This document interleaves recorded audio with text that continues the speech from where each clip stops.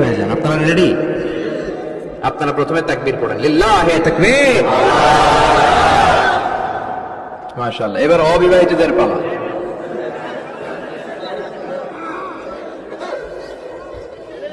অবিবাহিতরা ready? ওরা কাশি দিয়ে গলা ঠিক করে নিতেছে। মাশাআল্লাহ। এবার অবিবাহিতদের পালা, পড়ো তাকবীর, লিল্লাহি তাকবীর। মাশাআল্লাহ মাশাআল্লাহ। আপনারাও দিছেন?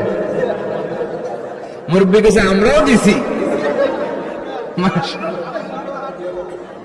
ঠিক আছে, এবার সবাই মিলে তিনটা তাকবীর পড়ে, লিল্লাহি তাকবীর, লিল্লাহি তাকবীর, লিল্লাহি তাকবীর। আল্লাহ আমাদের স্লোগানগুলো কবুল করো। তোমার এই নামের তাকবীর যেন আমরা সব সময় দিতে পারি। এই তাকবীর কিন্তু আল্লাহর কাছে খুব পছন্দনীয়। আমি একটু আগে বলছিলাম না যে আহাব্বুল কালামি ইলাল্লাহি আরবা, আল্লাহর কাছে সবচেয়ে প্রিয় বাক্য চারটা, এর মধ্যে একটা হচ্ছে আল্লাহু আকবার। চারটার একটা কি? সব সময় এই তাকবীরের সাথে থাকবেন তো? যারা এই তাকবীর পড়ে তাদের সাথে থাকবেন সবাই। আল্লাহ তৌফিক দাও। আমি আমার খুতবার শুরুতে সূরাতুত তাকাসুরের প্রথম 2 আয়াত তেলাওয়াত করেছি। এই সূরার মধ্য দিয়ে আল্লাহ তাআলা কি মেসেজ আসলে আমাদেরকে দিতে চাইলেন আমি আপনাদের সাথে অল্প কিছু সময় শেয়ার করব ইনশাআল্লাহ। পড়ে এই সূরার মূল মেসেজ হচ্ছে আমরা এই পৃথিবীতে থাকতে আসি নাই, চলে যাব আমরা। কেউ আমরা থাকতে পারবো? We have to go back to your Lord. We have to go back to our Lord.